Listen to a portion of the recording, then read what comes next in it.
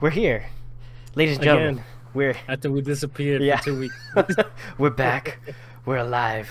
We're back. I'd like to thank everybody for sticking with us because we had some. I had some technical issues.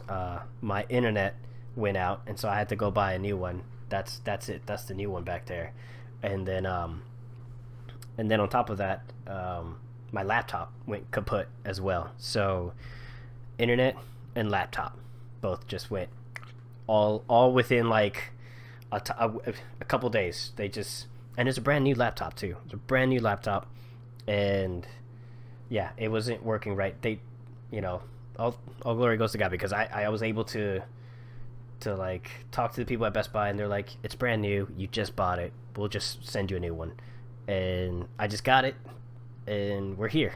So thank you for hanging out with us, being here with us, sticking by us, all that jazz.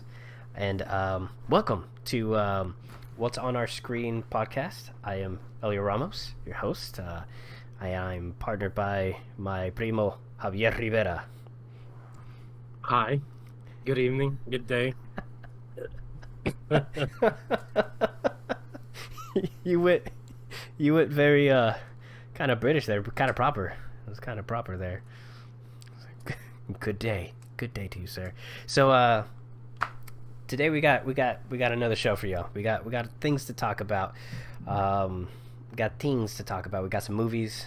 We got some TV shows.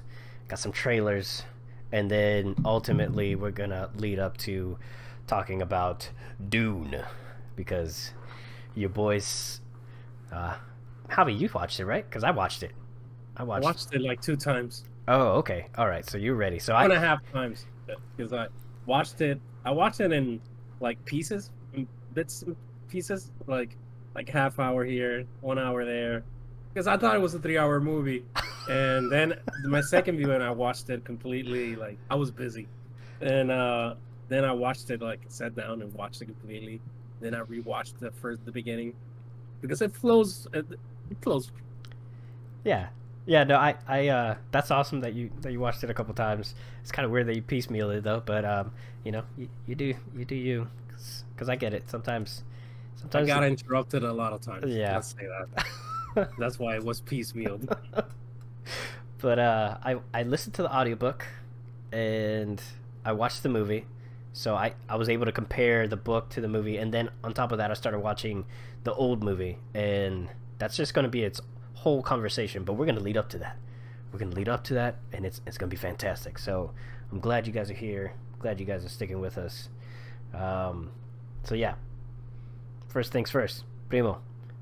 What was on your screen this past 2.5 weeks? 2 weeks, right? It was like 2 weeks, a week and a half that we weren't No, live. can I have? A week and a I've half. been I've been still watching Murders Only in the Building. That's Oh, on Hulu. oh, okay. I'm piecemealing that show. It's really good, but I don't want to binge it. Yeah. But it's really a charming show. And I've been watching. Uh, I got Netflix again. I started watching Cocaine Cowboys. That's a docu series about the cocaine trade in the Miami in the 80s. Miami. It's a fascinating show. It's Yeah. really good. And what else did I watch? Man, I'm blanking right now. Succession. I've been watching. I saw the second episode. I haven't seen the this past weekend's episode, but yeah, that's what I've been watching. Uh, how about you? Yeah. So I got a couple of things since I was I wasn't able to create any content for like a week, almost 2 weeks now. Um, and it was pretty tough. So all I did was just binge watch shows. I watched Young Justice. Oh my god, Young Justice, such a great show. I really loved that show. It was fantastic. Um, I watched the next episode of Foundation. Binge watched season 2 with Jason Momoa on Apple TV Plus, and watched the next episode of Invasion. Did I watch that? I don't think I did. Maybe I did. I don't know. I think I watched the next episode of Invasion. It's just, the new episode came out today, so yeah, I did watch the most recent one last week. So, and then yeah, And I watched Harder They Fall, new movie on Netflix, which it's interesting. It's okay. Visually, it's interesting, but yeah. You say interesting like you just ate a something spicy in your mouth. Like, Well, it wasn't. It wasn't like the good spicy. It was just kind of like, oh, that's spicy for no reason. That's just like, yeah, well, okay. that doesn't need to No, be spicy. That just needs to be kind of mild, so you can enjoy it. But it wasn't. It wasn't a spectacular film. Visually, it was good, but we can dive deep into that here in a second. And then I watched Cowboy Bebop trailer, which I'm still on the fence about that. And then ultimately, Dune, and I got things to talk about on that. So let's let's dive right into it. Let's dive right into the. Have you seen Harder They Fall, Primo? no, I don't. Is that the cowboy movie? Yeah, that was the cowboy movie. Because there are a couple cowboy movies they announced for this. Because it's the same actor, Idris Elba, Concrete Cowboy, and Oh, that's okay. right. That's I'm confusing both movies. So I I don't know if both movies are bad, but if it's the one with oh man, the girl from Leftovers, the actress, from Leftovers. the yeah, she was deaf. She couldn't listen in the second season. Watchmen? Ooh, she in Deadpool 2? No. Okay, so it's with the girl from Deadpool 2. So I don't know. Domino. She played Domino. But Yeah. I will say this. I believe the same. No, those are two different actors. I almost confused. So I would highly recommend Urban Cowboy. Right? No, that's not Urban Cowboy. What was Concrete? That's John Travolta movie. I still recommend that movie. That movie's fantastic. I love that movie. Every time it's on, I watch that movie. I love that movie. Okay, Urban Cowboy, John Travolta. Yeah, Watch it. I think Elder Zalma should fire his agent. Put them in two cowboy movies. But Concrete Cowboy, phenomenal cowboy movie. Phenomenal. It's based on a true story, true events. It's a great movie. I highly recommend that one on Netflix. It's emotional. It's character driven. It's a great story, well structured film. Um, the Harder They Fall. It's a visually stunning movie. It has its own charisma, and it kind of it's its own. It tries to reimagine the genre a little bit. It has some Quentin Tarantino-esque kind of elements in there. Um, Wes Anderson, some type of framing and some sequences and stuff like that. So the movie with the Western feel, it's there. You get the grit, you get the taste, and it's really unique. But the story just completely falls off right in the middle of the. I'd say at the end of the first act, the movie just completely just dies, and it's very unfortunate because the movie is up to that point. It's so well developed, and you think that it's going to be kind of like an Ocean's 11 kind of situation where it's they're staging something and it's going to be like bait and switch kind of situation where they show you one instance and then it's just like gotcha, and you're always waiting for the gotcha, and the gotcha is that, oh no, this is just a bad film. This is just a bad story. So it's very unfortunate because it looks great, but they don't do a good job of establishing things in the story to justify the end result. They do like establish certain things in the beginning of the film, and then they have a full resolution at the end with certain elements. But everything else that they establish, it just kind of fizzles out and never has like a conclusion. And characters start to do things for no reason whatsoever. Like, and it's not. And one would argue it's for the sake of progressing the film, but there's rules, right? You need to like establish certain things, and it doesn't develop organically. So I had to like really dissect this movie because I watched it with my dad, and my poor father, he sat there next to me as I'm dissecting the film. I'm like, this is why this works and this is why this doesn't work, and they didn't establish this, so that's why this makes no sense. And it's one of those films that if you want like Did he like it? Did he like it? No, he didn't. He liked certain sequences and stuff like that, but he didn't really like it because it for the same reasons I pointed out to him. It was the same thing that there was no justification for one of the characters' actions. One of the female characters, she just randomly shows up in the town. Uh, I'm trying not to spoil it, but you might be able to put two things together. She shows up for no apparent reason, and then starts talking to the bad guy, and it makes you think like, oh, she's. They're trying to do it in a way where it's like, oh, she's doing this for the person that she loves, but they never really. They don't do a good job of connecting those dots. Like that's what they're trying to do, but they don't do a good job of executing it. And it just shows that this woman went there for no reason, just to get herself caught and beat up. And then her boyfriend shows up, who's the main character, in town, and it's just kind of like, hey, what's up, guys? It's like, oh, you're here to rescue your girl. It's like, yeah, I guess. And it's just there's no weight to any of these moments, because there should have been instances and sequences where they rob these people, and then they're able to like create another scenario organically where there's more conflict. And that's what the movie really lacks. It lacks a lot of conflict there. So if you're gonna watch this movie, I'd highly recommend that you just, I don't know, just watch it for the visuals, watch it for the entertainment, but the story is not there. So I'd maybe give it like a 6 or a 5.5. I don't know. The story's bad. The story's not good. And it has the potential to be a great story if they were to just kind of like add some elements and maybe switch some of the sequences around. It could be a stronger story, but as it stands, it's not a good story. It's just not. So Okay. yeah. The trailer didn't convince me. I saw the trailer and was like, yeah, no. Yeah, and that's the other thing. You brought up a really good point earlier that we were talking on the side, and how sometimes Netflix has these movies, and when you see them on there, it just doesn't. You kind of feel like, why is this movie on Netflix? Like why? Well, they need content, so they buy. They don't care what type of movie it is. They just buy it.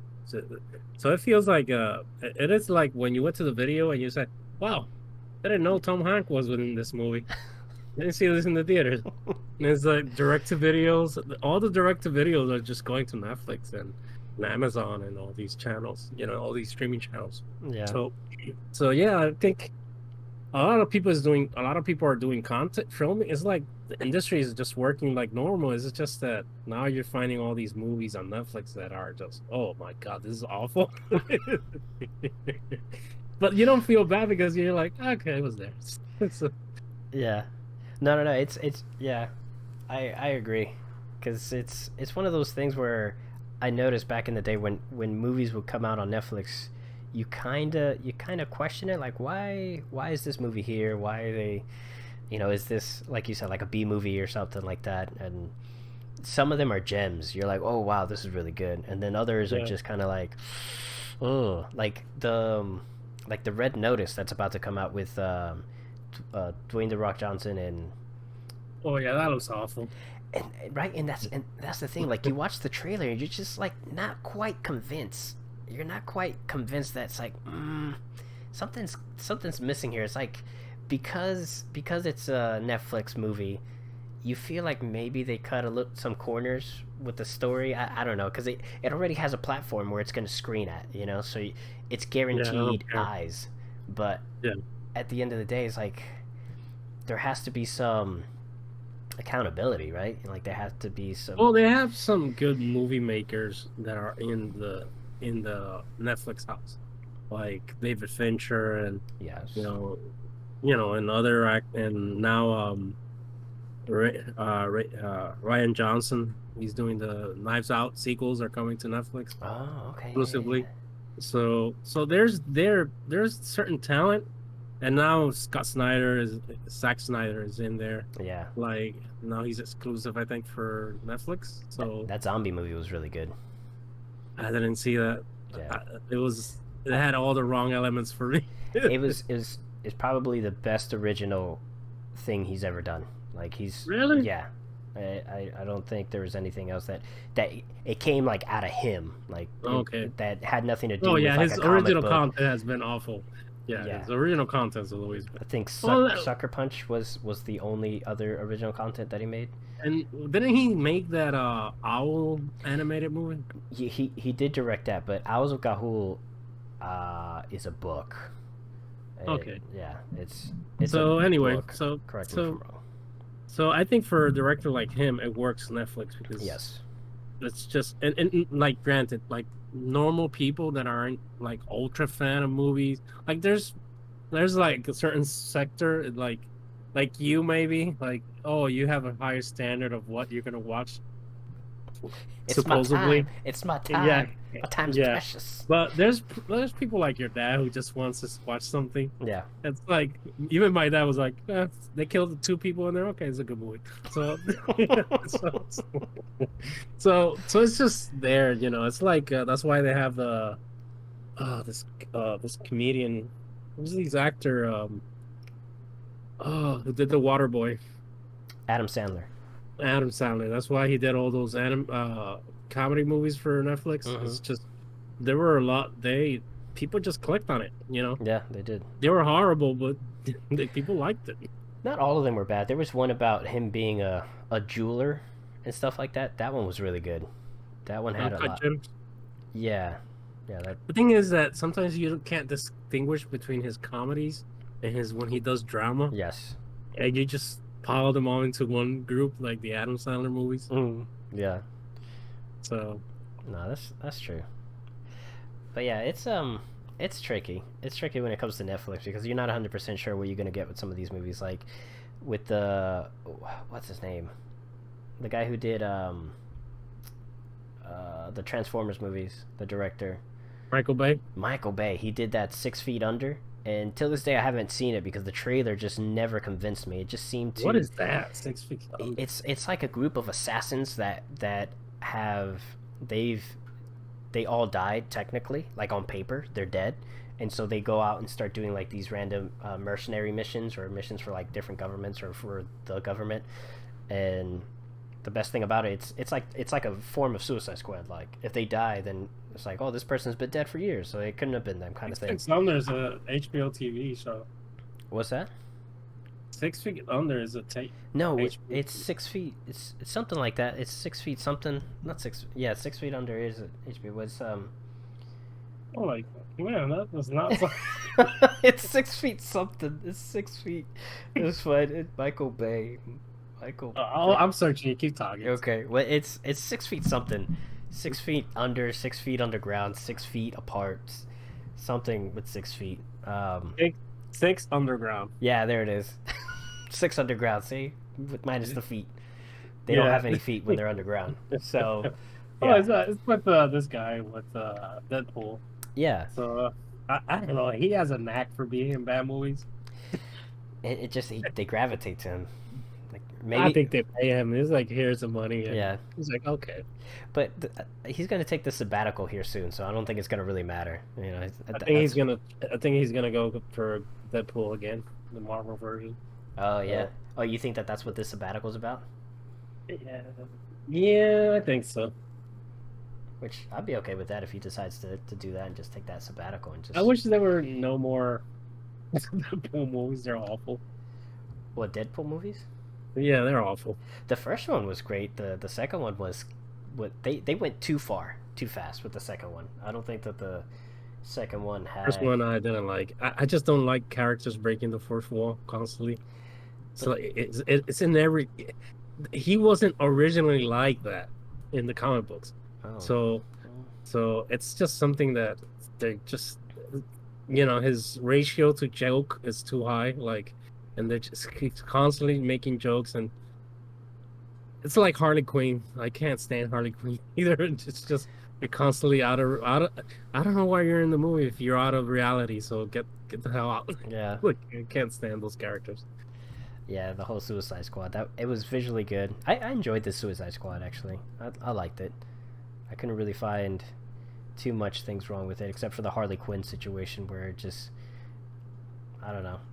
I feel the same way where the movie could have worked without her.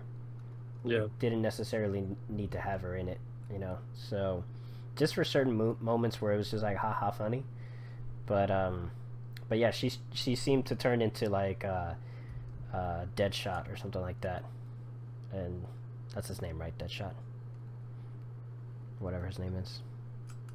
Too many superhero movies right now. Yeah, there really is, man. Speaking of superhero movies, that what do you call it? Eternals. Eternals. Hmm. How do you feel about that? I haven't seen it. Well, how do you feel about that? Because yeah, I haven't seen it either. It came out today, but how do you feel about it? There's a lot of spiciness around it. They're saying that they're review bombing the heck out of the I don't movie. think I don't think they're review bombing. I think it's it's one of those movies that when you have like 10 characters you have to introduce and create mini storylines for them and mini arcs for them, you kind of like drag the movie down, and there's not enough action in the movie, so it's very un-Marvel movie. Hmm. And I don't know, it's just I don't I'm not planning on seeing it on theater, so I don't. I'm, none of the trailers made me like, oh, I have to watch that. It's like, Yeah. no, you know. Yeah, I'm in the same boat because I feel like there's nothing in there that really sparked an interest in me, and I feel like everybody forgot about it like instantly as soon as the Well, it trailer came had out. heat. It had a heat in the critics circle, because it's the director won the Oscar for best movie last year, I think. Hmm. Uh, so it had heat, and there was a lot of like rumblings in the movie that that was the best script written for Marvel, and it had a lot of people talking about and buzzing about the movie. But I don't think I think reality set in. Like I think I've read that apparently the director had problems with Kevin Feige in the editing room.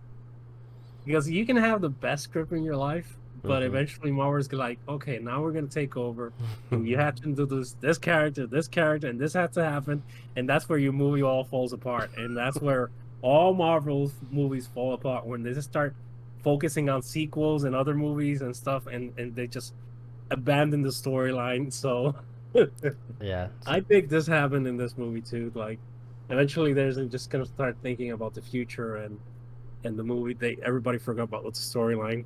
So Yeah.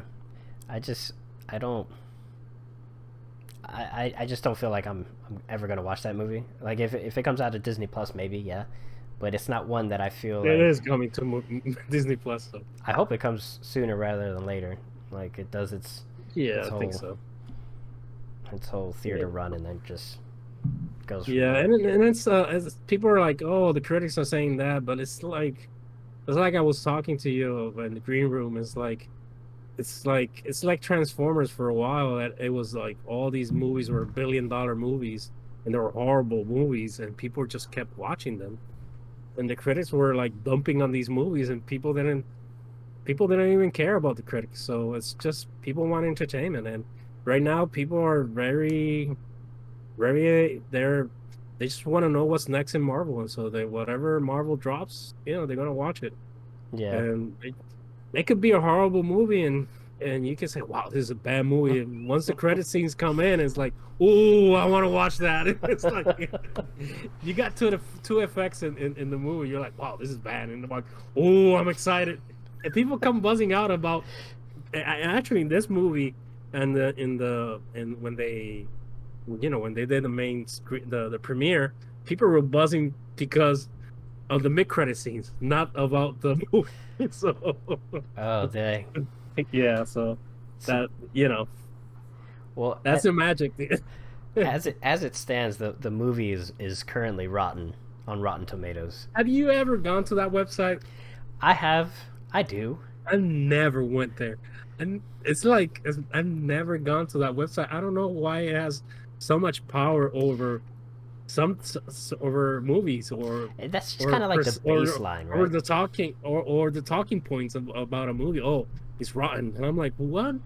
What do you mean it's rotten? It's like, I never, not even Metascore, like Metacritic. I never go to those websites. Yeah. The one that I always focused on truly was a box office mojo, and Yeah, after but that's box office. Just yeah, that's the it main one doesn't I've money. always. That's like money. That's how I always determine the success of a film and stuff like that. But at the end of the day, like everybody needs a stamp of approval. Every movie does from certain websites and stuff like that. So Rotten Tomatoes just, um, I just, became the standard. You know, so but the audience, it's actually flipped on this one because normally the critics give I and the audience get blow. yeah, but this time it's in reverse. It's like an 85%. Last I saw was 85% audience score, and And I think it's just people just trying to yeah, give a middle finger to the critics and not nothing about the movie. yeah, And I think it's just dumb. yeah, yeah. I don't know. It just doesn't. They're bound to have one bad one, and it's okay. They have bad ones like Thor, Dark Oh World, my God, yes. Iron Man 3, Iron Man, God, 2. my goodness. The only reason why Iron Man 3 was successful is because it was the next After. after the Avengers. It was like Yeah, it rode that wave and that hype train. Everybody was hyped, and when they sat in the theaters, they're like, "Oh my God, this sucks." yeah, It's like this is dog shit. yeah. So they have bad movies, so Yeah. it's not it's not and it's I don't know. I think they pumped this movie too much because of the director. Like, oh, she won an Oscar and shit like that, Yeah. and people they were like, but it's like it's an impossible movie. It's like you have 10 characters. It's 7,000 years of history between the characters, and you're just gonna do it in 2 hours. Yeah. No, it's true, and this is supposed to establish this new phase and what's gonna come down the pipe and stuff like They that. always say that about all the movies. But after Endgame, they're just it's like the Marvel universe is starting again from zero. Mm-hmm. So they don't have like their main big stars. All these movies have been like small compared to. So they're starting up again. So Yeah. I think it's gonna take some time for them. I think they're when Spider-Man comes out, that's gonna be a hit, and Mm-hmm. Doctor Strange. But I think people are missing the main cast like Thor and Steve Rogers and Iron Man. Yeah. No, that makes sense, and I agree with you. Maybe this new phase should just focus solely on the TV shows, on the and And they're gonna do that. They're gonna start, you know, using both of them. yeah, So because Loki was fantastic, especially for establishing what's coming down the pipeline and stuff like that. I think Loki they just crushed it with that freaking show, the best one out of all of them, because I it's only liked 2 episodes of the show. I didn't like that show that very much. But compared to the other ones, it was oh yeah, compared to the other ones, yeah, it's the best it's one that's come out so far, because that Captain, what is it, I liked Winter Soldier. WandaVision. It's just that point that if they just would have been like, I don't know, like, hey, let's make something good here, like it's like, because it was a fascinating show. It was talking about grief and pain and Yeah. suffering and depression, and all of a sudden it's like, oh yeah, we have to insert all these characters in here because they're important for another movie, and they just auto destroyed the show at the end. It's like, why? It didn't need all the fighting or anything. It was a small personal story that should just don't stayed like that. Hmm. And it's just for me is that it's that moment when Marvel Kevin Feige goes into the room. Yeah, we have to introduce this character, and do this, and you're like, oh my god. Yeah, he comes in at the final hour. It's like, oh my bad, guys. I meant to say this earlier. He's like, bro, Yeah, we're on the last episode of the season. It's like, yeah. yeah, yeah. You guys gonna have to fix all that. All right, I'll catch you guys later. See you season 2. It's like, Yeah, that's where the shows always fail off, yeah. or the movies too. Like they're going good, and you're like, oh, here comes the. Yeah, because at the ending, it just felt like everything was just kind of rushed there. It just some of the sequences there didn't make any sense, and No, not even the actors. They didn't have actors at the end. Like the Kate Danning's character just disappears. She ran through somebody, and at the end, oh no, she didn't want to fill paperwork, so that's why she's not here. You're like, wow. It's probably like one of the reshoot days. Like, are we missing Yeah. somebody? It's like, oh my god, forgot to call her in. So, but yeah, man, I think that's gonna be. I don't know. I think with the whole Eternals coming out and, like you said, with Spider-Man, I still have my. I think Spider-Man's gonna be great for the fans in the sense of, like, all the different characters that are gonna be involved. But I think that story is gonna be a little bit weak on how we get to that point, and that's what I'm concerned about with Spider-Man, and how it starts that whole multiverse situation, because I saw the trailer and that was a red flag. It's like, oh my god, this kid is talking to me and it's distracting me. Oh, I messed up my magic and now we have this multiverse situation. It's like, really? Like, Well, everybody's having.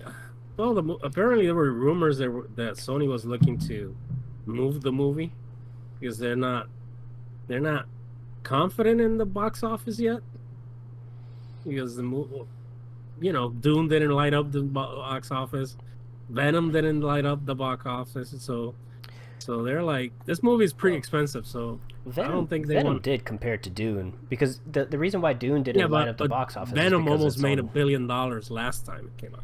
Okay. So this time is Okay. like it fell flat. Like, All right. But yeah, as far as because if you're gonna compare because it to the old one, then yeah. they moved Doctor Strange. They were like behind, apparently the CG effects and stuff were behind, and they're gonna go back to reshoots because they're not confident in the storyline.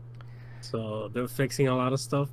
So I don't know if Sony wants to do the same thing with Spider-Man. So I should just put it on a streaming service for the rest of the year. I don't know, just go HBO route. yeah. That's why HBO. That's why Dune didn't do well in the box office, because it was released on. None of those movies have done well. Yeah, and Dune is. We'll get to Dune, but Dune was a great film, and so it not solely coming out in the box office is the main reason why it didn't do well in the box office, because you're able to watch it at home. And even Matrix 4 is going to be the same thing, where it's not going to do well in the box office because it's on HBO Max. I'm not going to go to the movie theaters when I can don't just think watch it that at movie's home. good. Yeah, yeah. They just riding the Keanu-sans. Honestly, they're just riding that wave, and Keanu Reeves is hot right now, and whatever he says he's willing to play, the studio greenlights it. You mean John Wick wants to be on Matrix? Cool, let's do that. So yeah, I mean, there was only one good movie of Matrix, so the last one. I don't know. It was obviously the first one. The first one was fantastic. Yeah.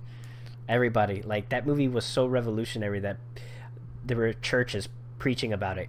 The pastors were in the pulpit, just like, "Estamos en Matrix." You're like, Yeah, the word Matrix became part of our zeitgeist. That's how we describe something, and that's how important that movie was, like, and is still. Like, I watched it a couple of times ago, a couple of weeks ago, and it still holds up. It's a beautiful film. Yeah, but I think the directors just the second and the third one, it was off. Those two movies are awful. Yeah, they did Cloud Atlas, right? They did Cloud Atlas and Jupiter Ascending. Jupiter Ascending. I saw it. It was awful. Oh yeah, Jupiter Ascending was bad. Like, there was and Cloud Atlas. I watched the beginning and fell asleep. And I was like, okay, I can't get into this movie. I couldn't watch Cloud Atlas because when it's a 7-minute trailer to explain your movie, then there's something wrong there. Like, that shouldn't be. That's not how it works. Like, and I feel bad for them because I think Cloud Atlas would have worked for them in a Netflix world. Like, they could have been into a miniseries or a series. Yeah. Like, and it could have. Eventually, that translated into. They did, I think, Sense8 in Netflix. Oh yeah, I've never watched that, but yeah. So yeah, I think it's like, I think they were a little ahead of the technology they for that movie, or the space for that movie to to live in. You know. Mm-hmm. Yeah, but Jupiter Ascending was visually, it was awesome, and the idea was pretty cool because we've all had that idea or that Yeah. fantasy where like, oh, I'm a, like I'm a lost child of this great kingdom and somebody's coming to No, sweep me I away. haven't. I I think I'm, you I mean, whatever. I mean, it I happens. don't know what's I just happening in I your know life I that know you people have that fantasy. I know people that have had that. I know people that have had that. Just saying, just like a general statement, blanket statement that there are people that have had Yeah. that. Not necessarily me. I never played in the backyard with my imagination. I was being swept away to a magical kingdom. You didn't say anything about playing. You said, "Oh, Listen, we all listen, had listen. dreams I'm like." just saying. I'm just saying. People have had dreams like that, and I could see the You can play. appeal to a movie You like can that. play. You can play make believe, but you said that. Yeah, people. Yeah, folks have I'm this just dream though. saying. It's. I can see the appeal in that. So Anyways, you want Chatty Tatum to come pick you up and tell you you're a princess. sweep me away, carry me in his arms. Yeah. Half dog human man, just sweep me away, in his biceps. It's like, don't worry, I got you. It's like, oh, thank you, my hero. Yeah, But but I don't have confidence in in Matrix. yeah, yeah. After watching the trailer, it's like, oh, it's cool, and they're kind of like pointing at the whole nostalgia thing. They're like digging at that, pressing that button. But I'm with you. I'm not fully convinced. I think it's going to be visually great. I think there's going to be a lot of emotional moments with him and Trinity, and yeah, I think that they're gonna leave it open ended and see what the fans think and be like, hey, look, we're gonna do another part, and it's gonna be like another total of 3 movies. It's gonna be a total of like 6 Matrix movies. So that's what I think is gonna happen. Um, I don't know. I think it's a movie about passing the baton. To like the next generation, Yeah, the next Neo. yeah. Hmm. I mean, I could see that. I feel like that's been done before. What, like Sicario Part 2 was like that. I Sicario, haven't Sicario. I haven't watched the second part. yo, Everybody told me it was bad. Sicario 1 was phenomenal, fantastic film. Just everything about it, the story structure, the pacing, the intensity, the Yeah, drama, so good, so good. Um, then you start watching Sicario 2, and you're like, what the hell happened? Like, what, yeah. The director didn't return. man, Dennis Villeneuve that made Dune.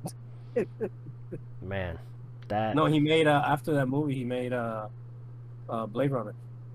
Oh, okay. Well, Blade Runner, Blade Runner is fantastic. That's a fantastic film. I love Blade Runner.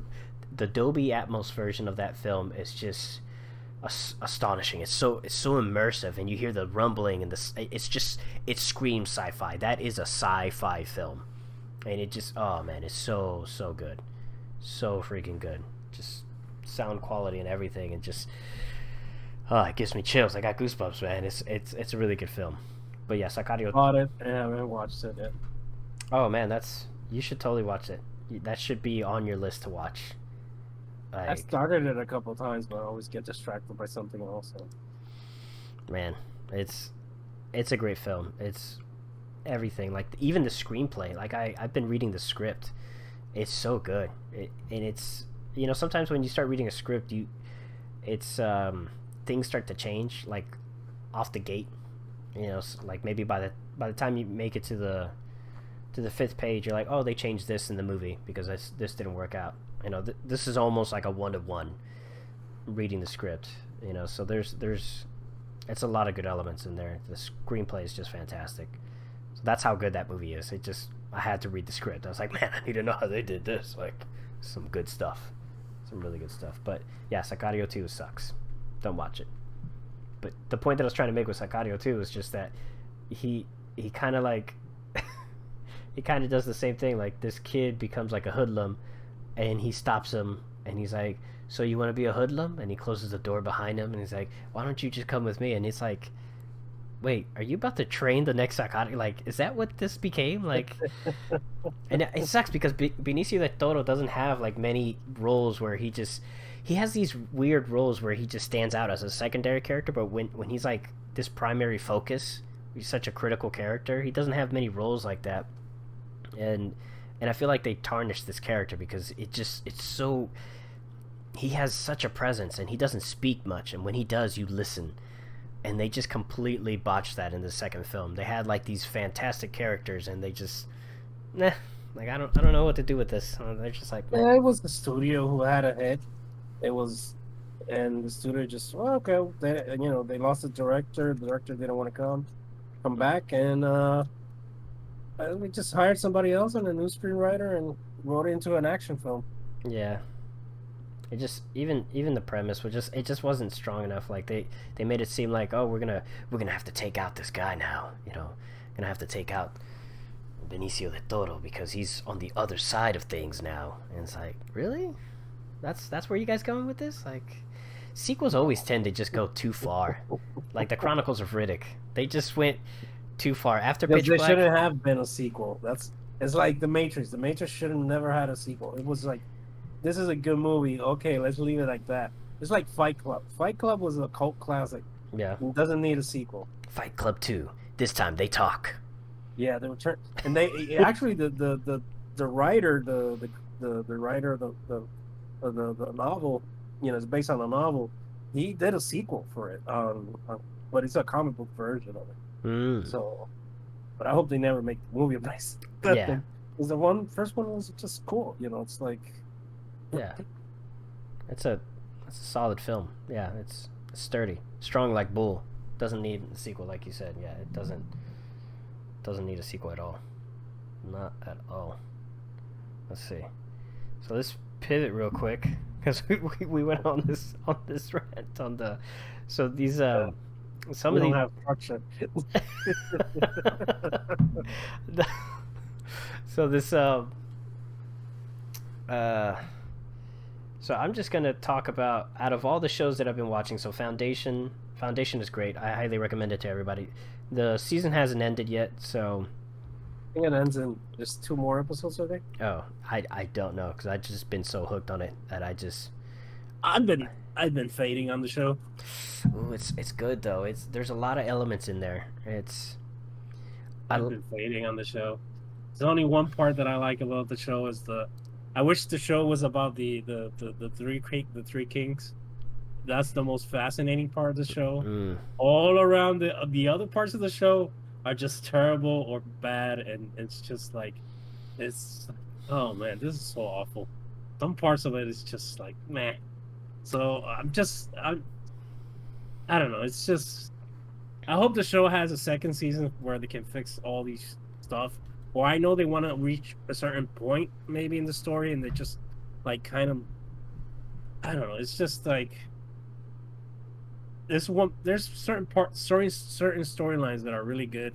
The other ones are not that interesting, or I lost interest in them. Yeah, I mean, I like the Kings. I like the Three Kings. I like their struggles and stuff like that, and their internal struggles, and how they're all the same but yet all different. I like how that's developing in the story, but I do like the mystery of it all. Where is everything leading to, and how are we getting there? And they just revealed like this big ancient ship and stuff like that, which I love ancient cultures and civilizations. So that was just completely piqued my interest. I was like, oh my god, it's been missing for how long?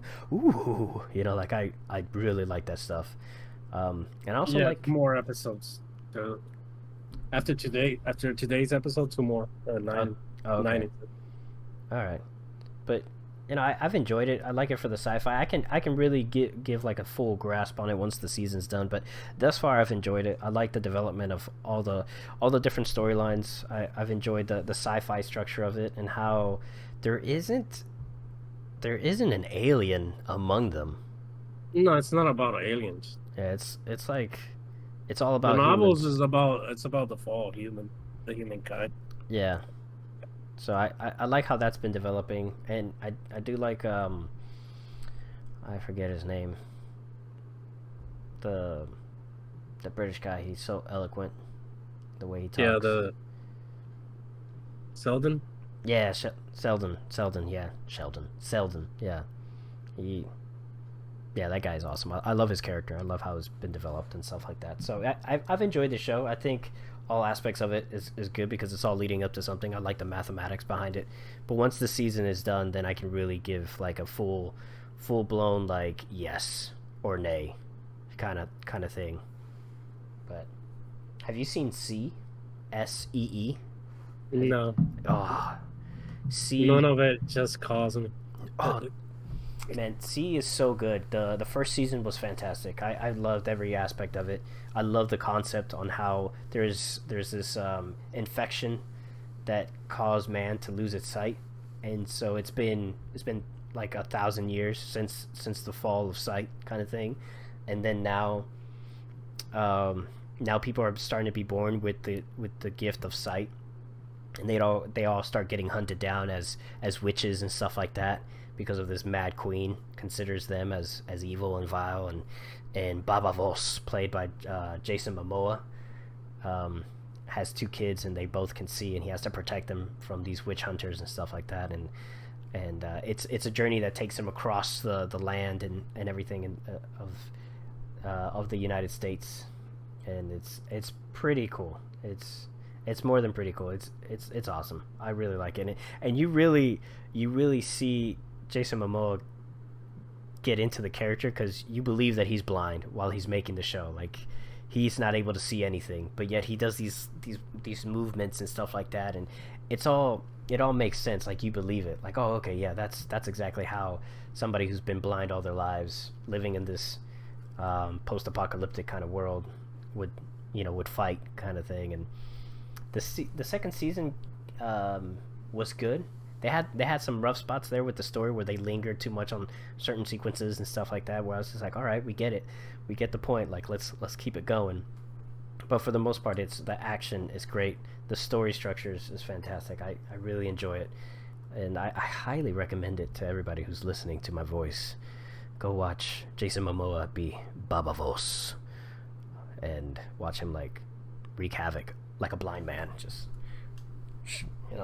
hacking and slashing, because it's great, man. It's great. I highly recommend it to you too, Javi, because I think you enjoy it. I think you'd be surprised. I saw the trailer, and when they tell you all the premise of the show, everybody's blind. It's like, why is everybody well dressed and have certain colors for each clan and shit and stuff? And I'm like, this doesn't make any sense. Like, this is stupid. How is everybody all well like groomed and I'm like, this doesn't make any sense. Oh man, well that just killed it. Yeah, of course it did. You just fell for Jason Momoa. Anything Jason Momoa does, you just fall over. It's like it's good though. I mean, Jason Momoa looks rough. He looks rough and rugged in the show. I saw the trailer for the second season, and I'm like, okay, everybody's supposed to be blind, yet Batista and Jason Momoa are dressed like samurais with swords, and they're gonna fight in a bridge, and like, okay, that does not make sense in the storyline, in the premise of the show. So go fuck off. It does. It does make sense in the sense of the story, but maybe colors have different sounds, and that's how they. No, you know what? Go fuck yourself too.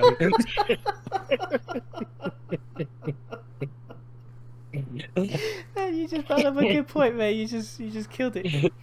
You just killed it for me, man. You just killed it, because I just. It's great. It's visually good, but yeah, you're right. Like, how in the hell everybody would be dressed alike? They would, but that's the thing. They evolved. These senses evolved. Yeah, you see that you're trying to make rational things about what. No, but it's been like 1,000 years, so they've evolved. Oh, what? They're still blind. Yeah, but they've evolved. They've evolved. But you're right. Like, how do they know what color? Yeah, and the women there just like, At least the queen is always, she looks clean and proper, and she's has makeup on. Damn. I wanna. Yeah. Yeah, I was listening to you talk and talk and talk. I'm like, is this the same show? It's good though. It's good. It's a good story though. It's really good. Just ignore that part where everybody's properly I dressed. can't ignore that part. That's the main part of the storyline. They should have ejected that part because they could have. The humankind could have fallen. You don't need anybody blind to make a story more. I mean, it's just stupid. It's good though. Like it's it's good, except for that one part. I don't. You bring up a good point. Like, the main premise of the show.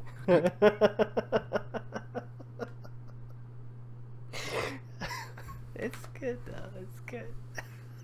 I don't know. I think it's breaking your heart right there. A little bit, because it makes too much sense. Like because I'm thinking about all the different scenes of like all the soldiers wearing the same uniform and everything like that, and all and that, and that makes sense. So maybe that's why everybody in that clan is wearing red, because maybe that's the only color that's around right there. No. But there has to be. The premise is dumb, Ellie. The premise is dumb. I still like the show. I'm not saying. I mean, you can like it, but don't tell me it's like, oh, this beautiful premise of like. It's good though. Like it works. You completely forget about the fact that they can't see colors, and you fall in love with the characters.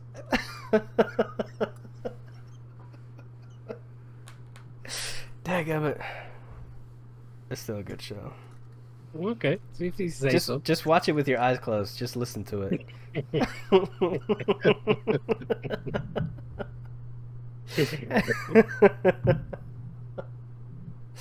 Damn it, you're right though. Like I'm trying to think back if they ever explain how they could see colors with their hands. There has to be a way. You're trying to fix the show right now. I'm trying so hard. Like there has to be a reason why this is this way. For me, it falls in the same league as Batman Rises from Christopher Nolan. It's like the most stupidest film ever. Like, I'm gonna have an atomic bomb, and I'm gonna be riding around the city for 3 months with it, and it's caught off from the world. But yet the streets are clean, and and still after 3 months, like riding that bomb around. Like, really? Oh man, yeah, that last movie was not good. He should have pivoted hard, just because he didn't want to make that movie. Yeah, it's evident when Nolan doesn't want to make it. That movie is better than Tenet.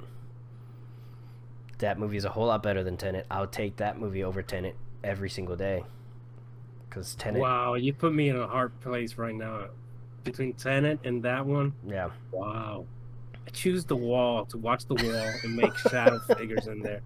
You should watch C with your eyes closed. Yeah. Watch C. No, but yeah. Freaking Tenet, man. Tenet is so terrible. It's such a bad film. It's just and it's just people rave about it too. It's just like everybody loves everything he does, and I get it, but I don't think people are raving about this Tenet.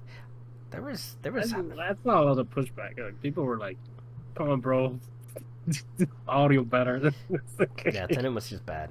Tenet was just man. I would never get those hours of my life back because that movie was.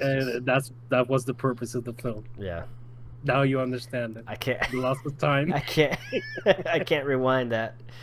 I can't. Yeah. Can't get to the other side of that.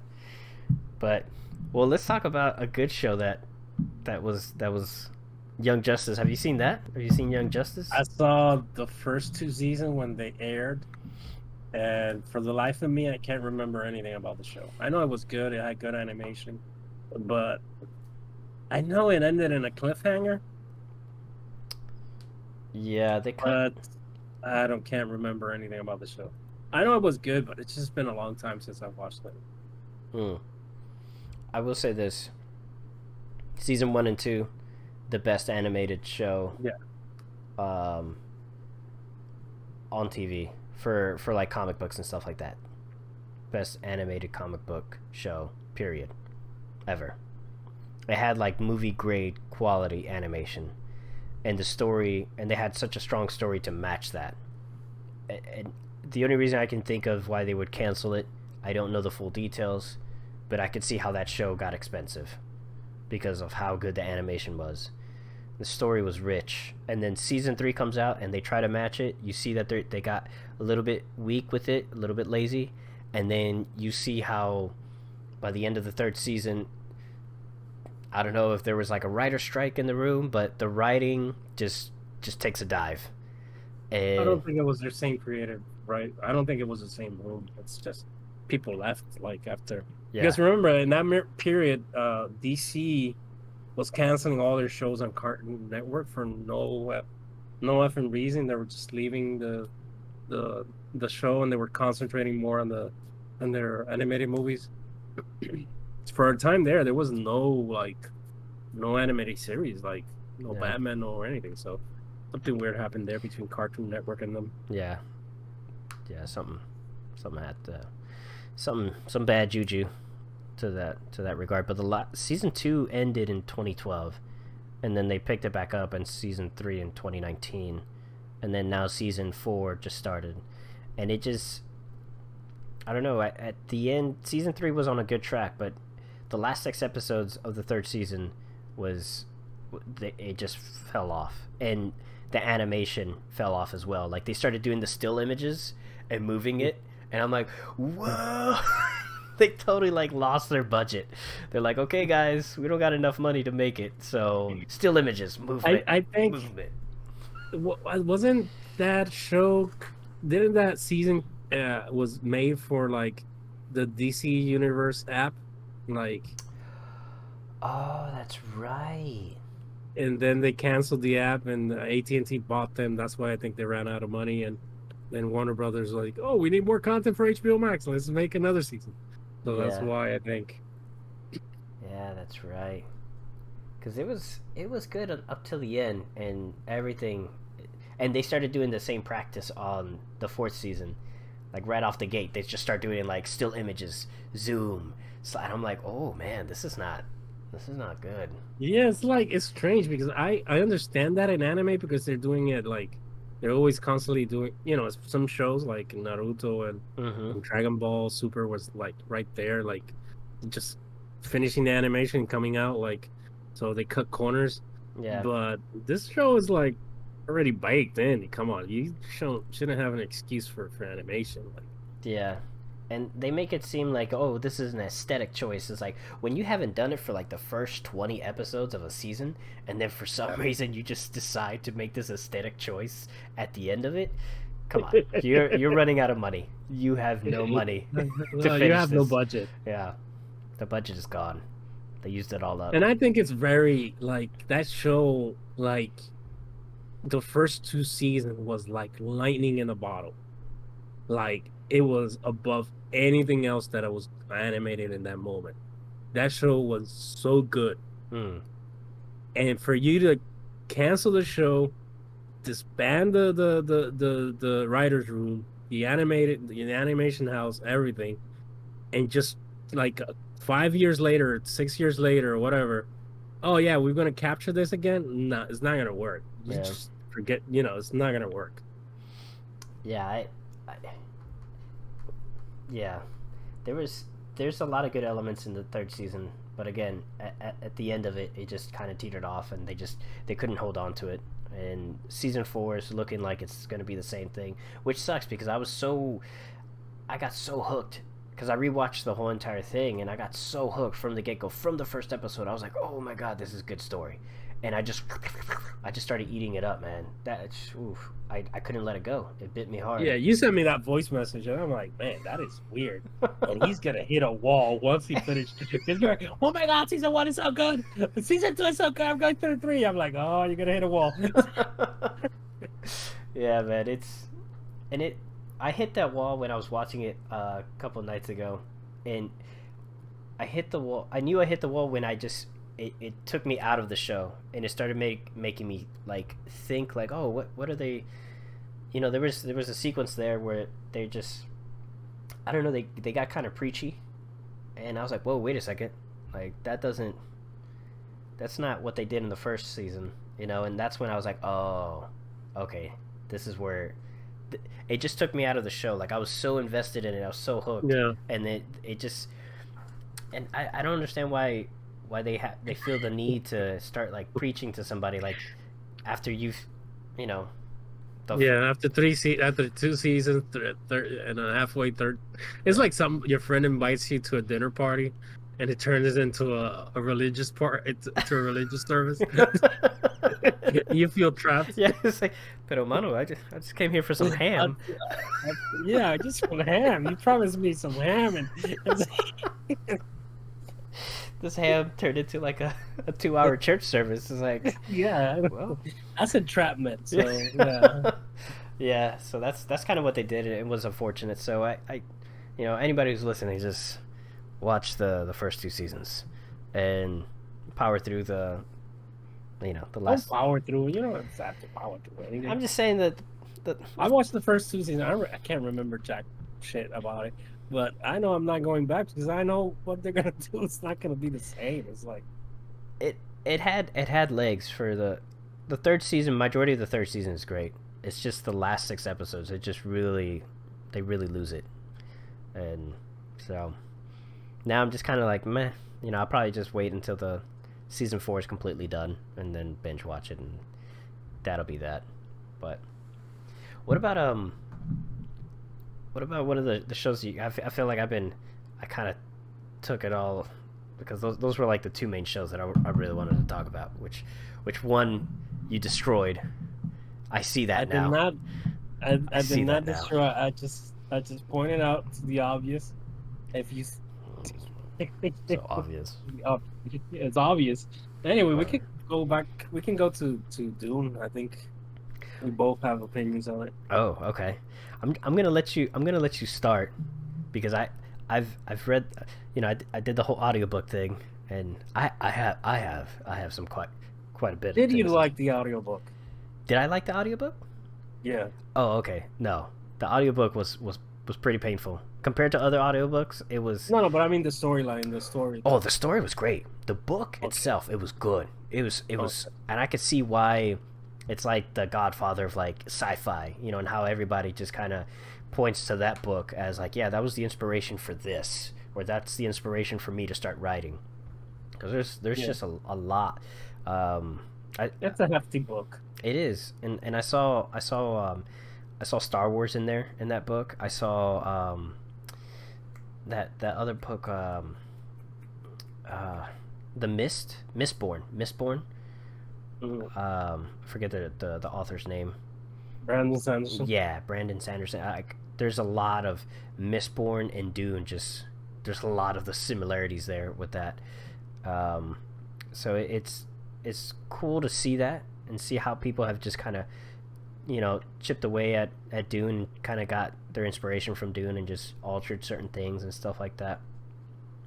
The story is so well told, and it's so well structured, and for it being written in the 60s, it's just still, so many of those elements still apply to today and are relatable to today. So I really enjoyed the book in that regard. Yeah. So I feel like I'm about to go on another rant, so I'm pacing myself because I was about to jump into the movie. So I'm gonna let you. No, I'm just saying because I haven't read. I've tried to read that book a couple times. I bought it on Kindle. I have the audiobook, and there's a certain point that you just. I think I read somewhere that somebody does a lot of analysis about the book. He's like, oh, you have to power through like the first 100 pages because it's a lot of exposition. Then it gets, you know, into the characters and stuff like that. Mm-hmm. And that 100 pages is like a torture test, like boredom. It's like the box. Put your hand in the box. Yeah, the gababoo, whatever. I think that's the technical name for it. Yeah, I don't know, it's a gumball ball or something. They use a lot of weird. Gagaboo. Yeah, That sounds. I'm thinking of watching too much Sopranos. It sounds like a Anyway, menu item from like Olive Garden. Yeah, let me get the gagaboo. but yeah, I grew up watching the '80s version. Like I remember that movie so much, and I used to love that movie. Like, and I still do in a certain aspect because of what they did in that moment. And then afterward, you learn the story, how that movie got made and why it got made, you know. But I felt like I watched the movie and I'm like, wow, I already watched this. Like, I felt like I already watched this movie because it's so faithful to the beginning of the '80s. It's like the same storyline. It's the same storyline, but it's the same beats. Like it doesn't miss anything from the first half of the '80s one. It's like I was like, oh, uh-huh, uh-huh. So I felt at the end like the performance are great and everything. I mean, there's some actors we can talk about, but at the end I was like, huh. So I should wait. I should wait 3 years now to the sequel because I feel so unfulfilled.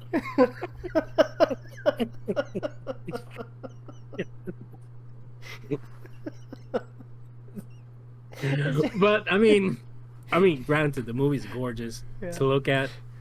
The music, I don't. I've watched it 3 times and I've never like in no moment I've like paid attention to the music. So I don't know if it's good or not. But the acting, I mean, that's what frustrates me with this movie. That it has such a good cast. Like, like Oscar Isaac is incredible as the Duke, Yes. and Yeah. you feel like he was in the screen for 5 minutes. Yes. And even Jason Momoa is like, "Oh man, this is good." Oh, he's gone. Oh, look at that! Oh, he's gone. It's like what it has so much stuff that these actors do and what's short, like because they're not on screens that much, and they're just gone. And it's like, oh my god, they're wasted. So that's the frustrating part of the for me of this movie is like, oh, I remember now. It's like, all this casting, it was just, oh, they're gonna die. Yeah. Yeah, I think when they do casting like that, like A-list actors, I think it elevates those characters to another level, Mhm, and it allows them to become memorable. And mhm. you're always those characters will always be synonymous with the actor, you know, and and I appreciate when they go that extra length, but normally they wouldn't give that role to like that type of Yeah, character or that kind yeah, of I know. yeah. So, but I really appreciate when they go that extra step to give that character that extra like breath of life Yeah. and everything. And even though I think Jason Momoa's character was great, uh, I I feel like after reading the book, I'm so glad that I read slash heard the book and had the full knowledge of the book while I was watching this movie because it was a 1-to-1 comparison to the book to like the first. You read like the first because Dune has like 4 different books within it. They Yeah. break it up instead of just they have like different books, 4 books, and they went through the first full book, and then they touched on they probably 25% of the second book. That's where this movie goes up to, and there's so many meticulous elements in there that were in the first book that they just crushed it by visuals. The bull and everything like that. The painting was so important for the father and the royal house of House Atreides, and how they have the bull and everything like that, and that relationship with uh, with uh, with the Duke, not the Duke, but yeah, the Duke, and Oh, yeah, Paul Atreides and the Duke and stuff like that, and how the bull, it's is representation of like the old Duke and stuff like that. Paul's grandfather. Grandfather. Yeah. Yeah. So it was. I love those elements, and those were key elements that the writer took his time to describe those elements. So those were important, and because they're mentioned throughout the whole entire book Hmm. until maybe even in the second book. Throughout the whole entire second book, it's represented. By the third book, they don't mention it that much, but it's always part of who he is and his background and stuff like that. So I love those attentions to details, and even the voice. The voice was so well represented, and how they did it and stuff like that. Yeah. And there's elements of sign language that that wasn't really in the book. I don't recall sign language ever being in the book or anything like that. Like they would signal people over and stuff like that. But that was a nice addition to what the director brought that to the table and everything like that. Because I don't recall that ever being in the book. And I loved how instead of using her voice, she would always signal them and stuff like that, have their own language. So I thought that was great. I think it was I think for the most part they did justice to the book. Now there's like small elements in there that because in the book they express these moments and they're so intimate to the reader, so you see them in this light of it's not a grand moment, but on the screen they elevate that moment, this intimate moment. They elevate it. So when the mother was kind of like panicking, she seemed to panic a lot throughout this whole entire movie. And I get it when she was by herself, but when she was like in front of Paul, she really didn't show fear. She really didn't show emotion. She would always had an internal voice of emotion, but she would never express that because she was always calm and collected. Because that's who the Bene Gesserits are. They're like calm, collected. They always have control of their emotions. They never show emotions and stuff like that. There's certain instances when the writer says that she showed some slight emotion but quickly checked herself.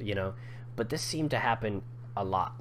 She was always so emotional throughout the whole entire thing, and she was always trying to recollect her emotions in front of Paul. And Yeah, like, I love that apart. I think she did a fantastic job because she was carrying the emotional baggage mm, of everything, like yeah, her son turning into whatever it is he's turning into, yeah, and plus knowing that, I mean, she has to know that her husband is gonna die, like it's a trap, like, yeah, and she knows that she's dealing with all that. So I like that she breaks down in between walking toward one room to the other. yeah. It's like the most human character of all the movie is her, and I love her performance. Like, I agree with you. I think those moments are because they're in the book. But as far as like showing those emotions, and I understand why they do it, right? Because in you can't. It's hard to translate that internal monologue visually, so you have mhm. to externally express it. I just wish that it wasn't expressed as much as she did, but I do understand that. And this is me just being meticulous now at this point, like being Yeah, really nitpicky. But I enjoyed the movie. I think visually it was stunning. It was breathtaking. These grand epic shots. I think Dune. Like the planet was just so well represented. yeah. The planet Atreides, where they dwell and stuff like that. Where I think that was also just so well represented. I think the I don't think we see a lot of the planet of Trades. We only yeah see a couple shots, and it's not. You only see them, but once they reach Dune, it's very like you see like unless the '80s didn't capture the culture of Dune, or the mm-hmm it wasn't layered or textured like this one. yeah Like this one is like, oh, you arrive somewhere, and it is its own living thing, and it's already lived, and it has that feeling like, oh, these people are like they have their own culture, and I know where they're what cultures they're representing there, yeah and but I think it was very well textured and visually, like telling what the because in the '80s version you don't see anything, like it's just a couple of people in a cave and that's it. But in this one, it's like, oh, there are people around. Yeah, yeah, it's like a whole city and stuff like Yeah. that. And in the book, it's the same way.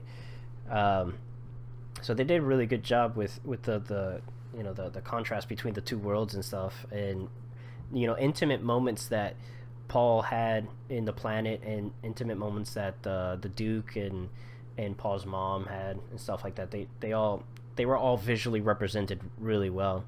Um, but yeah, once we got into Dune, you didn't spend too much time in that planet, and you kind of just like jumped straight into the action of like the story and stuff like that. And they started moving the story forward, um, and that's kind of like towards the end of the film. That's where I felt like a lot of red flags came up to play. Only because there's so much that they never established in this first movie that they're gonna need to do. They're gonna need to establish in the second film. So I'm afraid that Okay. the second film is gonna be a lot of flashbacks to establish certain moments, because there's so many like to, like man, I think it's Duncan. It's not Duncan, is it? Duncan, Idaho? No, It's not Duncan, Idaho. It's the other one. It's the Duke's right hand man. Um, Thanos? yeah, Thanos' character. Yeah, he and Paul's mother. Um, they don't get along. They really don't get along. The Bene Gesserits and him, they don't get along at all. So they have kind of like this moment of, because when they did the when Umbadar, or whatever his name is. yeah, when the Baron left them there and stuff like that, they Jeff had these Brolin, Garney something.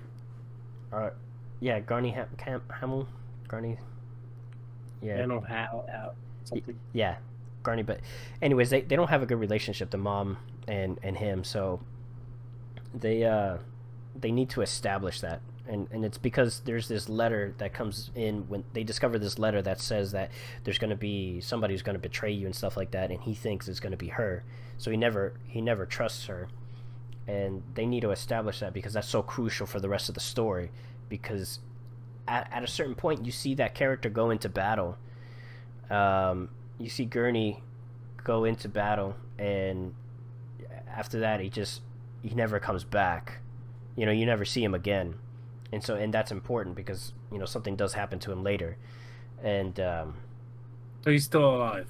yes, spoiler alert for anybody who hasn't seen. Yeah. I mean, it's been 2 weeks. Okay. You should have seen it. But yeah, so he's still alive, but they need to establish that relationship, and they never did, and that's a crucial, and that's something that happens in the first book. Another thing that they did a poor job establishing the relationship between the Fremen and Paul Muad'Dib. That the last scene of the film, they put two key moments together. They squashed them together, and I understand it's for the sake of timing and stuff like that, because it takes that scene where that guy challenges Paul to a knife fight. It's that doesn't happen for maybe another 2 chapters or so. That fight happens right before they go into the main camp that the Fremen live at and stuff like that, and that's when they fully become accepted by the Fremen, is after that fight. That scene right there where they get caught is they get accepted to be like, okay, we'll take care of you, we won't kill you, and we'll take care of you and stuff like that, and you have my word because you disarmed us, and that's fine. And so that guy that Paul fights can't live with that shame, and it festers in him. And so by the time that they go to before they go into the main camp, that guy challenges the mother, and she Paul steps in. He's like, I'll fight you my instead of you fighting my mother. And Paul is always tormented by these dreams and stuff of him dying, and so they did a good job of establishing that and connecting that and making that moment. But still, it was so rushed, because the relationship between all those characters by that point, by that fight, is kind of solidified. It's the trust is being that's where like the final trust happens after that fight, and they just ruined that whole moment because it's so pivotal to the story, because that's when Paul gets his name, that's when he gets accepted, that's when he gives moisture, he gives water, he cries for the victim, and they bury the victim. They do a lot of things, and there's a lot of moments there that they just kind of completely brushed over for the sake of time, and they could have done it. They could have extended the film. It was like what, 2 hours and 15 minutes, 2 hours and 20. They could have extended it to 2:45, and Yeah, I think that's what's frustrating about this this version, this one, is that those last moments are very, it's like, it's very weak because you're mm-hmm. like, oh, okay, it's over, like, and you feel like, because a lot of people compare it like to Fellowship, but Fellowship has an ending, like in Yeah. that moment it has like, oh yeah, there's a crossroads moment that Mm-hmm. Frodo goes this way and the other group goes that way, but and you feel like, okay, I watched something. But this one is kind of like, okay, where's the rest of this? Yeah. It's like, and they never promoted it as part one or part two. It's always Dune. Yeah. So I felt like that ending was like unsatisfying. Mm-hmm. Like that's why I feel like, oh, now I have to wait like 3 years for the next one to feel like I watched something. Yeah, and that was the other thing. Like when after hearing the book, I felt like this is going to be a trilogy. There's just no, if you're going to try to do justice to this has to be a trilogy, because otherwise it's just, you're squeezing all this information into Well, like unless this. you cut stuff that you feel that you don't need, like. And I get that. Like you can get away with that, but you can't cut like crucial moments like they did in this movie. Like there's crucial character and plot developing moments that lead to other circumstances towards the end of the other books. That argument is always there when these books or novels that have been like Lord of the Rings, that or even The Witcher, and the people who read the book are, oh, this is crucial, this, like, maybe in the book, but this is another format, maybe you don't need that slice of the story, because Yeah. that's been the argument of the Lord of the Rings fans of the book have been with the movies, like, oh, there's no Bombardier and there's no this and there's that. I read the books. I'm glad Bombardier's not there because it does not do anything in the story. It just doesn't. Mm. It's like The Hobbit. The Hobbit, they put everything, and they should have cut stuff out of The Hobbit, because after that Yeah. three movie massacre they made as a Hobbit movie, but yeah, I think maybe the director doesn't, or the writers, screenwriters, or don't feel like those moments are necessary, but they just cut it and maybe focus something else. Yeah, and that was the other thing. There was a gender swap and a race swap with one of the characters and stuff like that, and I don't appreciate why their justification for doing that. Like their justification for the writers doing it was solely because, oh, we don't feel that this character would say these things, or somebody of a different gender and ethnicity could say it better.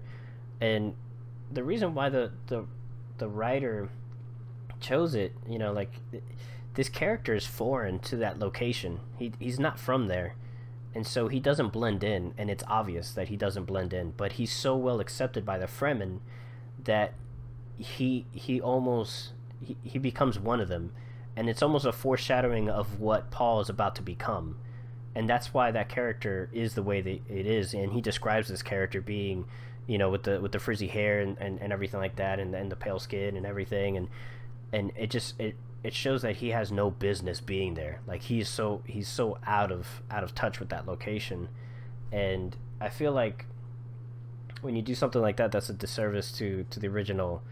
Um, I don't. If it's the doctor thing, the mediator for the Empire, yeah, it was it's a no. I don't. just I heard this guy who has this channel. I'm trying to search for it, but he talks about it, and it's not a relevant character. It's just in the movie it didn't do anything. It's just like, true. it just didn't do anything. I mean, that's why I have some problems with the movie, that they have all these great actors and they just, okay, they did something good, but there's a lot of characters here that just pop up for no, they have, oh yeah, I'm doing this, and oh, I'm dead. It's like, I Yeah, thought that character was gonna live because she's so certain that she, oh yeah, go there and I'm gonna do this over here. And I'm like, okay, maybe she's gonna pop up later in the story. Not that. I like, it just turns into a massacre for a massacre's sake. And yeah. it's like, so I don't feel like this character is like, oh, this important. They could have turned into a Puerto Rican if you wanted to. It's true, it's true. But the thing is that I think that a lot of these characters are going to come back in a flashback. That's because I don't see how they can. I don't think there's a flashback here. I just don't see on how they can, because that character in the books doesn't die like right away. Like there's a lot of important moments that character has in the I books think and they're stuff like that. melding. I think they're melding characters together. I think they're gonna, whatever she does or he does in the book. I think they're gonna give it into other characters and stuff like that. And I that's mean, totally. Foundation is doing the same thing. It's like Yeah, the sheriff or the from Terminus. It's not a female. It's a guy in the book, but he's only there for a paragraph. Like, so it's not important. So they meshed a bunch of characters into that one. mm. Like, so, but yeah, it's not. I don't. I mean, if the actor does a good, I mean, I was interested into the character. I wanted more from her. Like, I want to. Okay, what's your story? You're interesting. Like, and not that. Like, sometimes it's frustrating with the movie. It's like, because I Yeah. want to. It's like, oh, read the book. Yeah, but the book is kind of dense. Like, it's not the most opening, like the most welcoming book ever. It's like, and then you're like, oh man, this is so interesting. Oh, she's dead. Yeah, no, and that's another thing. Yeah, she only showed up for like a couple scenes, and then afterwards, Paul arrives there, and yeah, she was dead. It didn't. But that's why I think that a lot of these scenes are gonna there's gonna be flashbacks. Like there's gonna be moments in there, even because that's Zendaya's character's in the book as father, but I guess this story is going to be her mother. So there's definitely going to be like some flashbacks or something like that, because I can't see them progressing without having to touch back on these key moments that these two characters, or a lot of these characters, had together to progress it. And they might cheat it by using Paul's ability to see into the future and the past and see a bunch of things. So they might this is where he's going to get. I think with the second film he's going to take a lot of liberties on how he's going to tell the story. This first film was just definitely paying tribute to to the books, because it was borderline a one-on-one comparison minus like small things. um, but that's just the only way that I could see on how he would truly tell the complete story. Otherwise, he's gonna have to go into this other aspect of the Well, books. he said that he wants to do the second one, and he wants to adapt Doom Messiah. So apparently he's gonna finish the second part in the next movie, and he's gonna adapt Doom Messiah. That's where because the twist with Dune is that when Frank Herbert did it, he wanted to do this twist because the where he was publishing that, you say that inside the book is like kind of divided because it was published in these, I think, magazines in that time. Hmm. So the owner of that magazine had a certain type of stories he wanted. It was about white people, and because it was that period of white saviors type of stories. Hmm. So Frank Herbert wanted to, okay, I need to get published. I want to get food on my table, but I'm gonna subvert the what he wants. So Paul is not actually a spoiler. He's not actually the hero. He's actually the villain. He turns into a bad guy eventually. He's like the worst thing that could happen to the world, to the universe. and that's how he subverts that. That's when I saw some reviews. Oh, this is the white savior. I think you haven't read Dune. So, uh, so Doom Messiah is like kind of that story. Like, this is like downfall of this guy. So Yeah, because I know that that's what Paul is always trying to avoid. In the books, he's terrified of becoming that character. He's always trying to do things to make decisions that leads him away from but becoming that. he has that moment when his mom is like, and when they're about to fight, like with the Fremen, she's like, "Oh, get us out of here, out of this planet." And he's like, "No, we're gonna stay here." When he decided that, that's where he marked that all those visions. When you see him fighting with this army, that's part of the like the stuff he does, like because he's always in the movie. I always like that he's always questioning this prophecy Hmm. because he's saying, "Oh, these people are just been brainwashed by the Bene Gesserit," and actually he's just right. They've just been like brainwashing these people like for ages, like believing into there's a Messiah coming, and whatever looks like a Messiah, they're gonna follow him. So Yeah. so he's like, "Oh no, these people are crazy. Like you've been brainwashing these people," and actually, it's true. Like, but eventually, he has the sight of, "Oh, I can see the future, and I can see this version of it." Hmm. Because when he's fighting the guy, he's seeing a version of another future where that guy teaches him. Like, Yeah, and that was I like how they showed that visually because he does. There's like elements of that, but yeah, yeah, but eventually, he wants vengeance, so he still goes through the path that is. Oh no, he's like, you're gonna fuck it up. yeah. That's interesting because I don't know. I know that there's other books to Dune, Yeah. and yeah, Messiah is one of those, and or that it's like a series, right? Yeah, he did, I think, 3 books, and then I think his son did a bunch of them. Mm. Too, like, but I know HBO is gonna do the Benny Gesserit series, like it's a prequel to Yeah. the movies, and Hmm. so that's not a book. They're creating that from scratch. That'd be cool. So That'd be really cool yeah, to see. Yeah, 'cause to know their history and everything like that, and their background and where they yeah, come from, and yeah, how they've been manipulating the galaxy to and crossbreeding and stuff like that with like other DNAs and stuff like that to try yeah, to get like the perfect bloodline of yeah. royalty and everything. So yeah, I at the end of the day, like I enjoyed the film. I think it was Oh great. yeah, it's enjoyable. I appreciate what they did with the how close it is to the book compared to the original movie.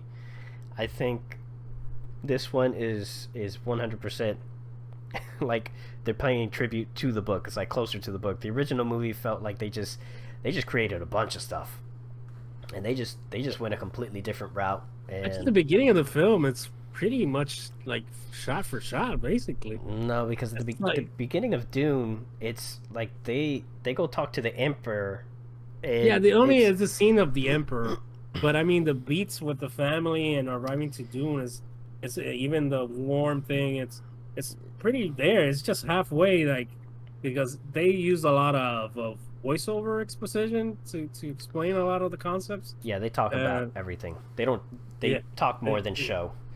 yeah, and but even the I think the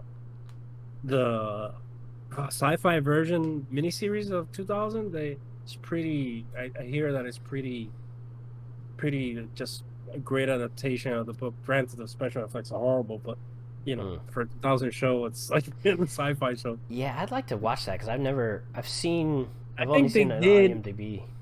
they did the Doom Messiah, and I think James McAvoy does the main character, Paul's son. I'd like to check that out. I wonder if I can. I'm gonna look that up. See if I can find it any streaming service doing it. You know, because that'd be cool to watch. I'd I'd, I'd be down to watch that because I agree with. I think Dune could have been a great series. I think Yeah. it has a lot of meat in there to be a great series, and with the technology that we have now, we could just knock it out of the park. You know, have the same Yeah, after cast, have the same crew, yeah, and after everything like that. Game of Thrones, everybody's like wanting another show with conspiracy and political Yeah. backstabbing and stuff. Mm-hmm. Like, and this one show has all of that. It's Yeah. just Yeah. Had they? I wish they filmed everything just back to back and I just agree. knowing, oh yeah, a couple months we're gonna see the second one. But now it's like, oh yeah, wait till 2023, And I don't understand maybe. why they. Yeah, I don't understand why they didn't do that. Like it just it screams success. Like it Yeah. has. It's Dune, so why wouldn't you just continue the production, and just keep shooting?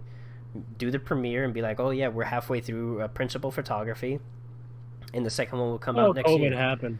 Remember, COVID happened. So But was it? I mean, did were they shooting it during COVID or before COVID? remember, this movie was supposed to come last year, October last year, Mm. and they were like, yeah, there's no theaters right now, so let's Mm. chill out on this. Yeah, that's right. That's right. Well, at least it got greenlit, and more than likely it's going to be a trilogy and stuff. So, end of day, I think it was a If fantastic it film. was, I think if it was a normal, like no COVID, no nothing, and this movie did this, I don't think we'd see a second part. It's Really. just that, the time we're in, they're like, okay, we have to do this. Like, we don't want to lose the director. Like, we lost already, like Christopher Nolan. So let's just he wants to do Dune. Okay, let's keep him doing Dune. Yeah. Like, I think it's more about that than anything else. It's just Trying to keep the talent in house. yeah, it's the movie. I mean, it did decent on Europe and international. Yeah. Here, it didn't do that well, but And that's to be expected. I mean, it's on HBO Max. Nobody's gonna yeah. go out to the theaters to watch that I movie. don't Like, think people were just gonna jump out, and I don't. People haven't been jumping out for anything. Like, yeah, like if I had a solid IMAX theater around here, I would have totally go watch it in IMAX because I think the movie warrants that. Like, it has yeah, that quality. There's some shots in the imagery that are just so grand, and the music just builds up. And we're blessed that we have the speaker system that we have downstairs because we were able to immerse ourselves in the Atmos. But I mean, I can only imagine in IMAX and just that scene and that sound. And you're like, oh my god, I think that would have been a great experience. And those people who got to watch it in the IMAX, they were definitely lucky to do so. yeah. But yeah, man, I think the movie was great. I'm grateful that I was able to listen to the book and compare it, and I appreciate how close it is to the book. With that being said, I'd like to thank everybody for hanging out with us, Listen, being here, watching this. watching, listening, and spending your time with us and everything like that. Really appreciate you guys hanging out, sticking around. There's definitely more to come down the pipeline, so stay tuned. Once again, I'm Elio Ramos, and this is my cousin Javier Rivera. And this has been another episode of What's on Our Screen podcast. We'll catch you guys on the next one. Bye. Deep words, Javi, deep words. Yeah, yeah. I was gonna say something funny, but I couldn't come up with it. You need an outro. Yeah, I need an outro. Beware, America. Do you know where your kids are? It's 10 p.m. Do you know where your kids are?